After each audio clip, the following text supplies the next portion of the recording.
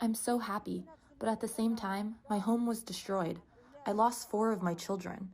Some of my other children I haven't seen in months, but I'm happy. I hope I can see my children happy and well. I'm filled with hope and pain. Pain for all that we've lost, for our loved ones and friends and family and neighbors, and hope for the return of Gaza, for the return of our homes. We can't speak from how happy we are. We thank God and we appreciate the efforts of all involved. Even though I lost my home, I'm not thinking about that. All I'm thinking about is sleeping relaxed without worry. Look how happy I am. I'm so happy because there's a ceasefire and we can go home. We can't wait to leave and go study in Beit Lahia. It's so good that we got a ceasefire. We're on the brink, and it should happen in the coming hours, but until it actually does, we're not there. But if and when it does, 2 things. It'll be on the basis of the plan that President Biden put forward back in May and that we rallied the entire world behind, and ever since then, we've been working to negotiate the details, the implementation. It's been delayed and derailed by different events, but we're, I think, finally at the point where this gets over the line. Once that happens, here's what happens. First, the firing stops. Hamas, Israel stop firing. Israel pulls back its forces. Hostages begin to be released. Prisoners come out of Israeli jails and go back. And we surge humanitarian assistance to people who so desperately need it. All of that happens during a 6-week period. But also during that 6 weeks, we have to negotiate the understandings to get to a permanent ceasefire so that Israel pulls all of its forces out of Gaza, Hamas doesn't come back in, and there's the necessary governance, security, reconstruction arrangements so that Gaza can move forward. Is that sorted? That's not sorted. We've worked on it intensely for the last 6 or 7 months, intensely but quietly with Arab partners, with others. I think there's some basic understandings that we've reached, but the ceasefire itself, hopefully, would concentrate minds and get people to agree on what's necessary to get that day after or post-conflict plan in place. It's a very good afternoon, because at long last, I can announce a ceasefire and a hostage deal has been reached. The deal is structured in 3 phases. Phase 1 will last 6 weeks. It includes a full and complete ceasefire, withdrawal of Israeli forces from all the populated areas of Gaza, and the release of a number of hostages held by Hamas, including women and elderly and the wounded. And I'm proud to say Americans will be part of that hostage release in Phase 1 as well. In exchange, Israel released hundreds of Palestinian prisoners.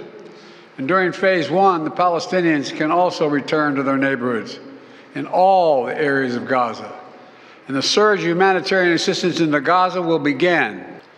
You know, during the next 6 weeks, Israel will negotiate the necessary arrangements to get Phase 2, which is a permanent end of the war. Let me say it again, a permanent end of the war. There are a number of details to negotiate to move from Phase 1 to Phase 2, but the plan says if negotiations take longer than 6 weeks, the ceasefire will continue as long as the negotiations continue. I've spoken to the Emir of Kuwait and the President of Egypt, and we have pledged to make sure the negotiations will keep moving forward for as long as it takes. Then, when Phase 2 begins, there will be an exchange for release of the remaining living hostages, including male soldiers, and all remaining Israeli forces will be withdrawn from Gaza, and the temporary ceasefire will become permanent. And finally, Phase 3.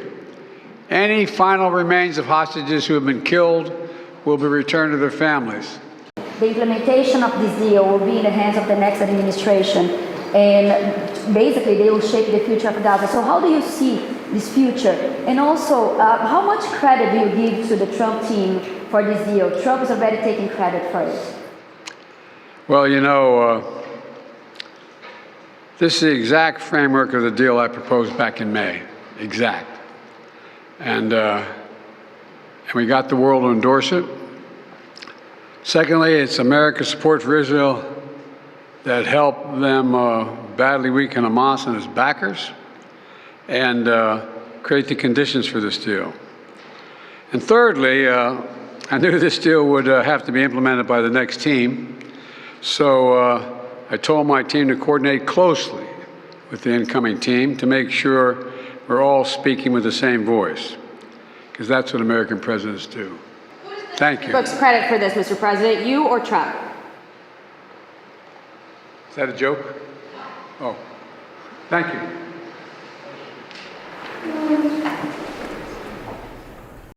The relentless fighting in Gaza between Israel and Hamas is about to cease temporarily. Following months of negotiations, Hamas and the Israeli government agreeing to a deal that will pause the fighting and see a phased release of hostages seized from Israel during the October 7, 2023 attack.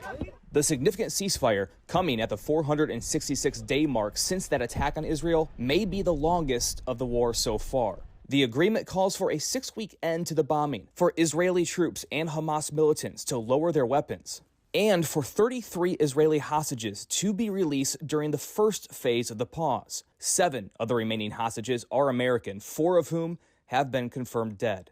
Some of those Americans will be released in the initial phase. In exchange for the hostages, hundreds of Palestinian prisoners will be released by Israel, including those convicted of killing Israelis. This deal was developed and negotiated under my administration, but its terms will be implemented, for the most part, by the next administration.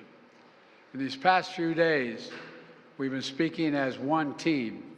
President-elect Donald Trump posting on Truth Social, "We have a deal for the hostages in the Middle East. They will be released shortly. Thank you." News of the ceasefire brought hundreds to Tel Aviv's Hostages Square. Sources familiar with the matter saying the ceasefire and hostage release, the first since last November, could begin as early as Sunday. In Washington, Brian Abel reporting.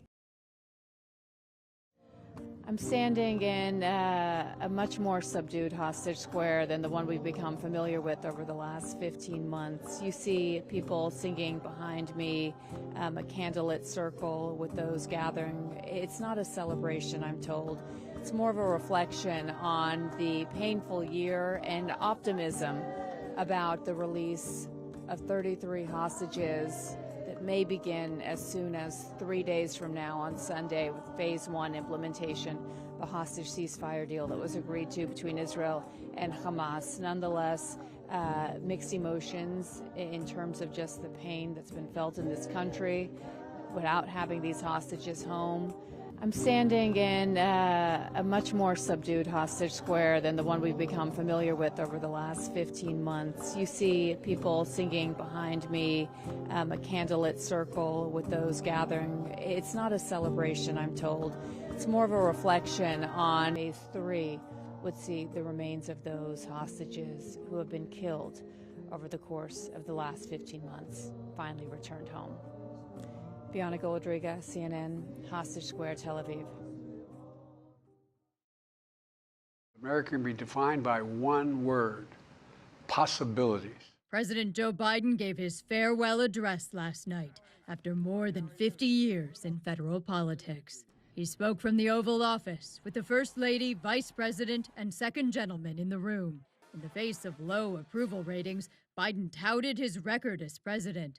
It will take time to feel the full impact of all we've done together. But the seeds are planted, and they'll grow and they'll bloom for decades to come.